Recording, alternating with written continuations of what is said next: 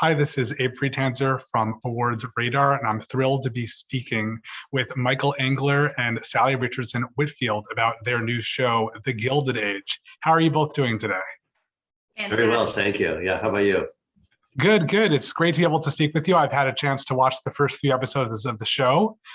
And Michael, I know you've worked a lot with Julian Fellows before, but Sally, I believe this is your first collaboration.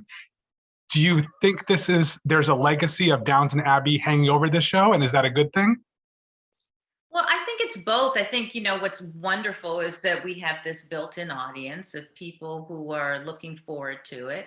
But I think that people are going to be surprised that I think it's enough Downton that people will, those people will enjoy it, but it's different enough that it won't be the same thing and we'll get a new audience. I mean, doing something in America during that time is a completely different show.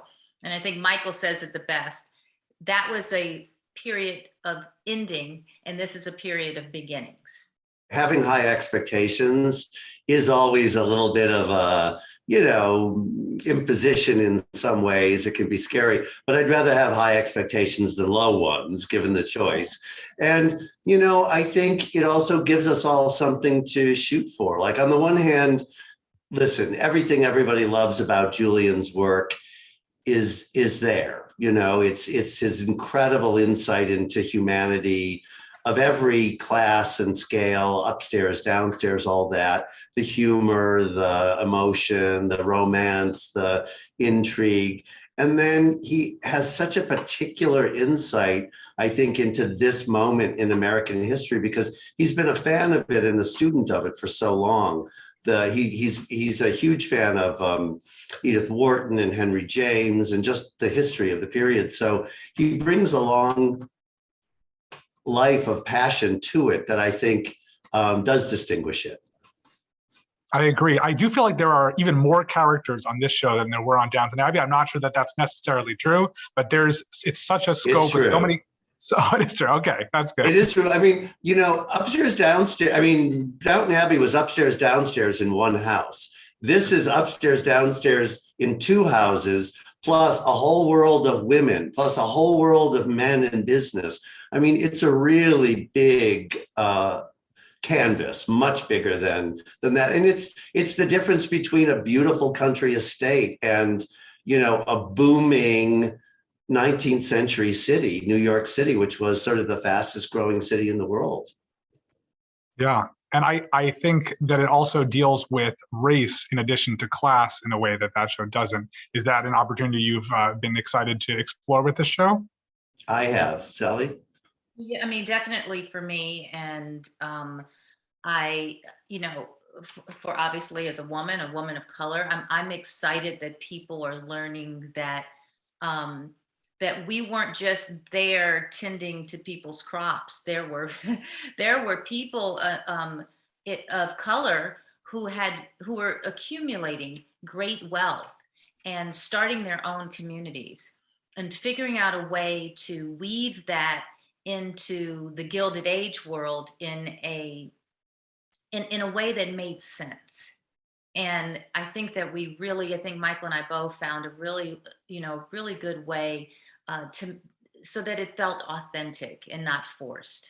Not forced, but also we didn't want to soft sell it. We wanted to sort of make it clear what the struggles were, what the obstacles were, and say, if two women, young women like this, got together, it would be very unlikely, but it could happen. If it did happen, how would it happen? How could we make it happen organically and still deal with the complexities of it without saying like, oh, look, in the 1880s, it was so easy for a white girl and a black girl to be friends, because it wasn't.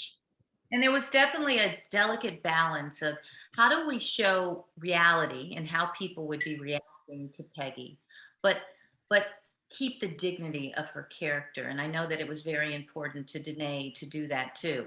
And I really think that between all of us and between the actors, we were able to accomplish that. I agree. I agree. And is this intended to be a limited series, or is this something that could have a much longer lifespan if people respond to it well? It could have it has an open-ended, time frame potentially. That's They great to won't hear. make, you know what, they won't make an official decision about it, obviously, till people have had a chance to look at it and get reactions and all that. But we're already in the, planning and kind of conceptualizing phases for a second season, so that if they do, we're ready to get up and running, right away.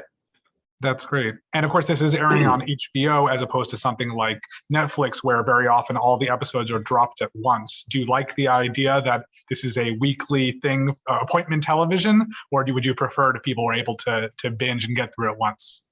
I think maybe call me old fashioned. I think there's something kind of nice that you have to wait and anticipate it. Or do what my kids do, is wait 3 weeks and then at least be able to watch 3 in a row, But there's something about that anticipation that I think is still special. I like it also because, I like it both ways. And honestly, for instance, I love watching Succession, but my husband and I this year, we said, I don't want to do it once a week because it's too irritating sometimes, But so we waited till the end and watched it all in 3 nights because that's how we like it. And we could.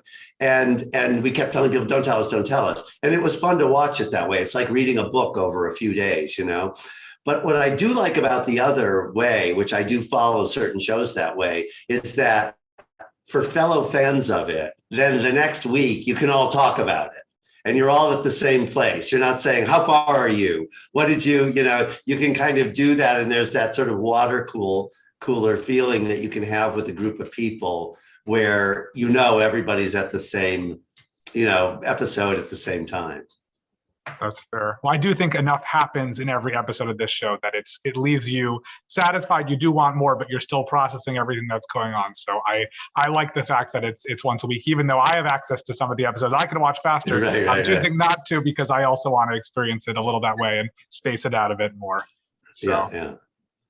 Well, thank you very much for speaking with me today, and good luck with the show, and hope we'll talk again about season 2 in the future. Thank you very much. Thanks so much.